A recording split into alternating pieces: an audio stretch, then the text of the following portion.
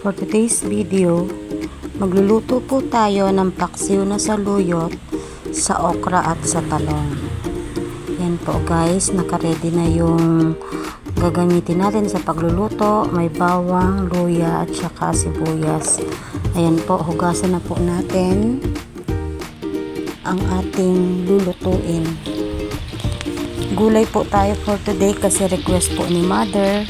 Gusto niya daw po ng paksiw na saluyot sa talong at okra. Kaya ayan po, pagluluto po natin siya. Since nawala po si hubby na magluluto kasi may pinintahan po, ako po muna ang magluluto.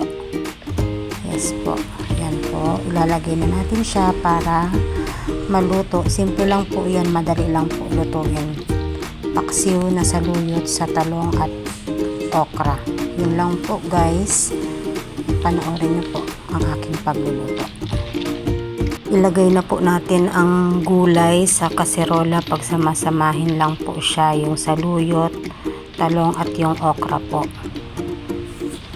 Hindi na po natin siya igigisa. Yan lang po ang gagawin natin. Then after po nyan, ilagay po natin na yung luya, sibuyas at saka yung bawang. Yan po guys. Bali yan, simple lang po talaga lutuin yan, yung paksiw na saluyot po. Yan, sabawan na natin mga 1 hanggang 2 tasa po ng tubig. Sakto na yun hanggang sa maluto po yung paksiw natin. Yan na guys, isa lang na natin sa ating kalan. Bali yan po, papakuluin lang po natin yan. Simpleng-simple, papakuluin lang po natin yan.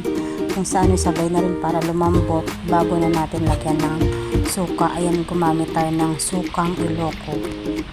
Yan lang po guys, simple lang po.